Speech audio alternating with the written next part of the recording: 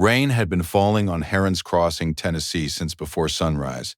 The kind of steady, windless rain that soaks into everything it touches and doesn't apologize. It was just past 7 in the morning when Sergeant First Class Daniel Morrow, 22 months out of Fort Campbell and still not sleeping past 5, turned his truck off Route 11 out of habit. Not because he was going anywhere in particular. In the passenger seat, his shepherd Boone lifted his head from his paws. Then Boone stood, all 80 pounds of him shifting toward the rain-blurred passenger window, and he made a sound in the back of his throat that Daniel hadn't heard since Kandahar. On the gravel shoulder of Caldwell Street, half visible through the gray curtain of rain, stood an elderly woman in a yellow housecoat with no umbrella and bare feet on wet concrete, holding a ceramic bowl in both hands, looking at nothing. What Daniel Morrow would learn in the hours that followed, about what lived behind the door of that pale blue house, about the 40 nights that had led to this one, and about the secret that a dead man had carried out of Zabul province 12 years ago, would change the course of more lives than just the two of them. If this is your first time here, this channel tells stories like this. One, and you'll want to stay for what comes next. Subscribe so you don't miss the ones that follow. He had joined at 19 because of his uncle Raymond, who had never talked about what he'd seen, but always stood a little differently than other men, like he'd been tested and hadn't broken. Daniel had wanted to know what that felt like. He found out. 2 deployments, 14 months the first time, 11 the second. He'd come back from the first one mostly intact, and from the second one with a ringing in his left ear that the VA said was physiological, and a weight in his chest that they didn't have a term for. His wife, Claire, had been patient for 3 years. Then she had been less patient. Then she had left, not angrily, which might have been easier, but quietly and with a sadness in her eyes that told him she knew she was doing the right thing and hated that it was. He lived now in a rental house on the east side of Heron's Crossing, 800 square feet, a kitchen that faced the road, a back porch where he drank his coffee before the sky was light. He drove for a local logistics company 3 days a week. On the other days, he drove anyway, because it was the closest thing to forward motion he'd found. Boone had come from the adoption kennel in Cookville 14 months ago, a retired military working dog, whose handler hadn't made it back. Daniel hadn't planned on a dog. He'd gone to the shelter for reasons he couldn't fully explain, and come home with a 78-pound shepherd who slept across the foot of the bed and seemed, on certain mornings, to understand more than Daniel had said. Boone was black and tan with a scar along his left flank from somewhere no one had documented. He had one habit that Daniel had cataloged carefully. On days when the chest weight was worst, Boone would press his whole body against Daniel's leg and stay there until something shifted. He'd never been taught to do it. He simply did it. Daniel had driven past the pale blue house on Caldwell Street 100 times without looking. That morning he looked, because Boone stood and made the sound from Kandahar, and Daniel had learned years ago to pay attention when Boone made that sound. He pulled to the shoulder and cut the engine. The woman didn't look at the truck. She was standing at the foot of the porch steps, ceramic bowl in hand, staring at a gap in the hedgerow at the side of the yard. She was older than he could easily place, somewhere between 75 and 85, fine-boned, with white hair flattened by the rain against her forehead. The housecoat clung to her shoulders. Her feet on the concrete were pale and small and bare. Daniel stepped out of the truck. Boone followed without being told. "Ma'am," he said, not loudly, just enough to reach her through the rain. She turned. There was no surprise on her face, just a kind of weariness that had arranged itself into something resembling calm. "He didn't come last night," she said. "I left the bowl out, but he didn't come." "Who didn't come?" "The dog." She looked back at the hedgerow. "Gray dog with a torn ear. He's been coming every evening for 40 nights. Last night, he didn't." She said it the way people say things they've been saying only to themselves, straightforwardly, because they've given up on the idea that saying it to someone else could matter. Daniel looked at Boone. Boone was looking at the hedgerow. "Ma'am, you're standing in the rain. Can I—" "I'm fine," said quickly, automatic. The reflex of someone who had said it many times. "I just needed to check." He noticed her left hand then, the one not holding the bowl. It was trembling faintly, the kind of tremor that has nothing to do with cold, And her feet, he saw now, weren't just bare. The skin along the outer edge of the left one was mottled yellowish purple. She hadn't been putting weight on it correctly. "You're hurt," he said. She glanced down as though she'd forgotten. "I bumped it on the step." "It's nothing." She said the word nothing the way people say it when they've been told to say it. Boone walked forward 3 steps and sat down directly in front of her. He didn't look up at her. He just sat. She looked at the dog for a long moment. Something went out of her posture. Not collapse, just a loosening the way a door eases when the pressure behind it is released. She said, "He's very still." "He knows when to be," Daniel said. Her name was Mabel Garrett. She was 78 years old. She had lived in the pale blue house on Caldwell Street for 51 years, half a century of winters, of the oak tree in the backyard that she'd planted with her husband Roy on the occasion of their son Dennis's birth, of the garden along the south fence that neighbors had photographed and admired, of Sunday pot roasts that Roy had claimed were the primary reason he'd married her, which she had never believed and always treasured. Roy had died of a heart attack 11 years ago, in the kitchen, on a Tuesday morning, between the stove and the sink, and she had heard the sound he made when he fell, and known before she turned around that everything was different now. She had not become less after that. That was the thing people got wrong about widows. She had continued her garden. She had driven herself to church and to the store and to her hair appointment on the 3rd Thursday of every month. She had called her son Dennis in Knoxville every Sunday after services, and he had called her back sometimes, and sometimes he hadn't, but she had always called. She still set 2 places at the kitchen table every morning, though only one was ever used, because she said it helped her remember that the house had been full once and would feel full again someday, even if someday was a word she'd stopped expecting to mean what it used to mean. Then Dennis had moved her into the back bedroom. It had happened incrementally the way these things do, which is to say it hadn't felt like it was happening at all until it was already done. Dennis had come back to Heron's Crossing 8 months ago with his girlfriend Lynette, who worked in some kind of property management and who had opinions about the house that she expressed as suggestions and expected to be treated as decisions. The front bedroom became theirs. Mabel's belongings migrated to the back. Her car, the 2009 Civic she had driven without incident for 14 years, developed a sudden mechanical problem that Dennis said needed a shop she'd never heard of in a town 20 miles away, and somehow it had never come back. Her landline had been replaced with a cell phone she didn't know how to use well. Her medicine, the blood pressure medication and the mild sedative she'd been prescribed after Roy died, had been moved to a cabinet in the hallway bathroom, and some months she had it, and some months she noticed she was running low and said something, and the next day she had it again. She hadn't asked anyone for help. She still remembered who she used to be. It was the gray dog that had kept her going, in the odd, specific way that small rituals keep people going when larger structures have fallen away. He had shown up on a Tuesday evening 40 nights ago, thin and limping, and stood at the edge of the porch as though asking permission. She had brought out leftover chicken in the ceramic bowl Roy's sister had given them as a wedding gift, and the dog had eaten it carefully and then sat for a while in the rain before disappearing into the hedgerow.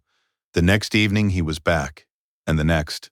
She had begun cooking specifically for him, a routine, a reason, a small thing she controlled in a house where she controlled very little. Last night he hadn't come, and she had stood at the window until midnight and then put on the housecoat and gone out to the porch to see if he was in the yard. And then she'd stepped off the porch to check the hedgerow, and now here she was, barefoot in the rain, talking to a man she'd never met and his very still dog. Daniel had taken them both inside by 8 o'clock. He sat her at the kitchen table and made tea without asking if she wanted it, and wrapped a dish towel loosely around her foot, which she let him do with the resignation of someone who has realized arguing takes more energy than they have. Boone lay down under the table beside her feet. She told him about the dog, the gray one, in careful, organized sentences, the way people who have been alone long enough learn to narrate their own experience for their own benefit as much as anyone else's. 40 nights, the ceramic bowl, the torn ear. "He matters to you," Daniel said. "He comes every night," she said. Or he did. She looked at her tea. Roy used to say that you could tell a person by whether they showed up. He said showing up was the whole thing. Most people didn't understand that. She reached for her tea and stopped. Her hand had gone to the pocket of the housecoat first. An involuntary reach, quick, and then corrected, like a hand that had learned something wasn't there anymore. "What were you looking for?" Daniel asked. She looked at her hand. "My phone," she said. "Dennis keeps it in his room when he's not." She stopped. "I forget sometimes." Daniel said nothing. He looked at the kitchen cabinet above the stove, which was slightly open. 2 bottles of medication inside. He could see the prescription labels from where he sat. He could see that both bottles were nearly empty. "How long has it been since you had a refill?" he asked. A pause. "A while," she said. "Dennis says the pharmacy is backed up." He heard the lie in the way she said it. Not in her tone, which was neutral, but in the particular blankness of it, the absence of texture that comes when someone repeats a thing they've been told to believe. He said nothing about that either. He picked up his tea. He stayed. He should have been 20 miles north by 10. He had a delivery shift that started at 11. He sat there instead and let the morning pass, and at some point Boone moved out from under the table and went to the door at the far end of the kitchen, the one that presumably led to the back of the house, and sat in front of it and waited. "What's back there?" Daniel asked. "That's just my room," Mabel said. "And the bathroom." Boone didn't move. Daniel stood, and Mabel looked at her hands, and he opened the door and walked down the short hallway to the back bedroom. Have you ever known someone who was living through something enormous alone? Not because they've been abandoned by everyone, but because the person doing the harm is the person who was supposed to help? If that person is still in your life, call them after this. If they're not, tell me about them in the comments. They deserve to be remembered. The back bedroom was small. It had been Mabel's room, but the details made clear it had once been a storage room. A twin bed pushed against the wall. No dresser. Her clothes were in plastic storage bins stacked in the corner. The bedside table was a cardboard box. On the wall, there was a faded hook where a picture had hung, and on the floor beneath the hook was a framed photograph face down on the carpet. He picked it up. It was Roy and Mabel, younger by 3 decades at least, standing in the garden along the south fence, Roy's arm around her shoulders, both of them squinting into summer sun. He set it upright on the cardboard box. The door to the back bedroom had a lock on it, a hasp and a padlock, new hardware, recently installed. The hasp was on the outside of the door. Daniel stood there for a moment, looking at it. He was thinking about a staff sergeant named Briggs, who had been his first squad leader and who had told him once that the most important skill in the military wasn't marksmanship or fieldcraft, but the ability to understand a situation in full before acting on it, because acting too early or too late both cost lives. He had learned that. He thought about it now. He went back to the kitchen. Boone had returned to his place beside Mabel's feet. She looked up when Daniel came in and watched his face. "He put the lock on," she said. "It wasn't a question." "When?" Daniel asked. "2 weeks ago." She said it was because I was getting forgetful, opening the wrong doors. She looked at the table. "I've lived in this house for 51 years. I know which doors are which." Daniel sat down. He picked up his tea. He held it without drinking. He was thinking about Briggs again, about the patrol outside Zabul in 2012, the one where Briggs had told the unit to hold while he read the ground, and the thing he'd read in the ground had saved 4 of them from a pressure plate device they never would have seen in time. Briggs hadn't made it home from that tour, an IED on a road outside Kalat, 2 weeks before the end of deployment. Daniel had been stateside by then in Germany for a medical evaluation. He'd gotten the call in a hospital room and sat with it for 3 days before he could talk about it. He still owed Briggs something he couldn't quite name, a witness to what Briggs had been, to the way that man had seen the ground, to the fact that it mattered. That afternoon, while Mabel slept in her chair in the kitchen, Daniel made some calls. He spoke with a woman named Patricia at the County Adult Protective Services office, who told him that a formal intake could be submitted online or by fax, and that a caseworker would typically follow up within 10 to 15 business days. He thanked her and hung up. Then he called his neighbor Roger, a retired Herons Crossing deputy, and explained the situation in 4 sentences. Roger said he could be available Thursday. Then Daniel called the woman across the street from the pale blue house. He'd learned from Mabel that her name was Iris, that she'd been a neighbor for 30 years, that she used to bring Mabel cuttings from her rose garden, And Iris, when she heard what Daniel described, said, "I knew something was wrong. I tried to come over twice and Dennis told me Mabel was resting." She said it the way people say things they've been blaming themselves for. Daniel told her he needed her to come Thursday morning. She said she'd be there. Wednesday evening, as Daniel was driving home, he saw the truck, a dark green pickup with contractor plates, parked 30 yards past the Caldwell Street corner, facing the pale blue house. Engine running. It had been there when he arrived that morning. Different angle now. Same truck. He drove past without slowing. An hour later, his phone rang, a number he didn't recognize. He answered, "You the guy spending time with my mother?" The voice was moderate, controlled. The voice of a man who had been told many times that he was reasonable. "I'm Daniel Morrow," he said. "I met your mother 2 days ago when she was standing barefoot in the rain. We've been talking." "She has memory issues," Dennis said. "She tells people things that aren't accurate." "I hope you haven't been taking what she says at face value," Daniel said. A pause. "I'm coming by Thursday," Dennis said, "to pick up some documents she needs to sign. I'd appreciate it if you weren't there." "I'll be there," Daniel said, and hung up. Thursday morning came in cold and bright, one of those October mornings in Tennessee that feels like the season's last offer. Daniel was at the pale blue house by 7:30. Mabel was in the kitchen. Boone lay under the table. Iris from across the street arrived at 8, with a coffee cake she'd made the night before. And she hugged Mabel at the kitchen door in the specific way of women who have known each other long enough that the hug does not need explanation. Roger arrived at 8:15, out of uniform, with the easy stance of someone who had been in rooms like this before and knew how they tended to go. They were at the kitchen table with the coffee cake when Dennis arrived at 9. He came through the front door without knocking.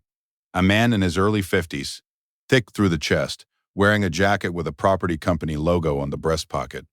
Lynette was behind him. Dennis stopped in the kitchen doorway and looked at the room with the expression of someone who had expected a different room. "Mom," he said, and then, at Daniel, "I told you not to be here." Boone lifted his head from under the table. A sound came out of him, continuous and low, like something running deep in a machine. He moved out from under the table and positioned himself between the doorway where Dennis stood and the chair where Mabel sat. He did not stop growling. He was not growling at a noise or a smell. He was looking at Dennis Garrett with the complete attention of an animal that has already made its assessment and is waiting for confirmation. Dennis ignored the dog. He looked at his mother. "I need you to sign these." He reached into the jacket and produced a folded sheaf of papers. "It's just the property transfer paperwork. We talked about this." Mabel looked at the papers. Then she looked at her hands on the table. She said almost quietly, almost to herself, "He takes the pills before I can count them." 6 words. The room was still. Iris looked at her coffee cup. Roger looked at Dennis. Dennis looked at his mother with an expression that took a moment to resolve itself. Surprise, calculation, and then the particular blankness of a man who has been seen and knows it. Daniel stood up. He didn't raise his voice. He didn't need to. He'd spent years in situations where the volume of a voice had nothing to do with its authority, and he'd learned to speak from that knowledge. Quietly, the way men who have had real power learn to speak. "What your mother just described," he said, "is the 4th specific thing I've documented since Tuesday morning. The medication, the lock on the bedroom door outside facing, the vehicle title, and the phone. And now this." He gestured at the papers, which I've had reviewed by someone who reads real estate documents for a living, and which transfers her primary residence into a corporate LLC registered 2 months ago. Lynette stepped backward into the hallway. "I've submitted a formal report to Adult Protective Services," Daniel continued. "Roger, who is a 22-year deputy and knows the sheriff personally, was present this morning when I did it. Iris has provided a written statement about 2 attempts to visit Mabel that were blocked, and I've spoken with an attorney who practices elder law in Knoxville, who would like very much to speak with you as well." "Your mother has lived in this house for 51 years, Daniel said. "She planted the oak in the backyard the day you were born. I'd like you to take a moment and think about that before you decide what to do next." Mabel was looking at the photograph on the table, the one Daniel had brought from the back bedroom and set there that morning. Roy and Mabel in the garden, the summer sun. Dennis looked at the papers in his hand. Then he looked at Boone. Boone had not moved. He was still positioned between the doorway and Mabel's chair, still growling, still watching. When Dennis took a step backward toward the hall, Boone took a step forward. Dennis stopped. Boone did not take his eyes off him. Dennis Garrett left without the signature. He left without speaking. He and Lynette were in the green pickup and off Caldwell Street in under 3 minutes. Boone walked to the front window and watched the truck until it was gone. Then he turned, shook himself once, and went back to his place under the kitchen table. He didn't relax fully until Daniel reached down and laid a hand on his back. The weeks that followed moved quietly, the way justice sometimes moves when it is real, not with drama but with paperwork and phone calls, and the slow grinding of processes that exist for exactly this reason. The property transfer was voided. Dennis, faced with the elder law attorney and a formal APS investigation, agreed to a settlement that included Mabel's full financial control over her home and assets, and a court-ordered no-contact arrangement that Iris helped Mabel understand and Roger helped her trust. The medications were refilled. The lock on the back bedroom door was removed by Daniel on a Saturday morning with a screwdriver and no ceremony. A home health aide named Rosa began coming 3 days a week, recommended by the county and approved by Mabel, who took 2 visits to decide she liked her and a third to tell her so. There are moments that feel less like coincidence and more like arrangement when you look back at the thread of decisions that led to a particular morning and realize that each one was smaller than it seemed at the time and larger than the person making it understood. The gray dog came back on the 43rd night. He was at the edge of the hedgerow when Mabel turned on the porch light. Still thin, the torn ear healed over into a smooth pink scar. She brought the ceramic bowl. He ate. He sat for a while on the porch afterward, near the door, and Mabel sat in the porch chair with a blanket across her lap and didn't try to rush him. Daniel was there, on the step, with Boone beside him. None of them spoke. The oak tree in the backyard held the last of its October leaves. Against the dark, the gray dog was back the next evening, and the one after that. What Daniel Morrow did that October was not extraordinary in the way we usually mean the word. He had the same 24 hours anyone has. He happened to be on a road he always drove. He happened to notice a woman standing in the rain. He simply did not drive past. This story is for every person living quietly through something no one has asked about yet, and for every person who has slowed down long enough to ask, is there a Mabel in your life? A parent? A neighbor? Someone you've been meaning to check on? Leave their name in the comments. Let this section be full of people who deserve to be remembered. I read every one. Every story on this channel is about choosing not to look away. If that means something to you, subscribe so you're here for the next one. There are more stories to tell. Which moment in this story stayed with you? I'll see you in the comments.